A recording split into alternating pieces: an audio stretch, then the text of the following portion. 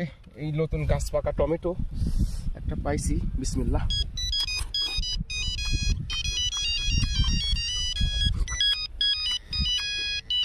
গাছ পাকা টমেটো তো সেই স্বাদ। ওহো, আসসালামু আলাইকুম ভাই, ভালো আছেন? এই দাদা শীতের ভিতর তো এই জন্য আর ভিডিও টিডিও সেইভাবে বানাই না, বুঝতে পারছেন। গ্রামগঞ্জে প্রচুর পরিমাণে ঠান্ডা, বুঝতে পারছেন দাদা। হয় এই কয়েকদিন যাক ভিডিও দিবনি ভাই, বুঝতে পারছেন।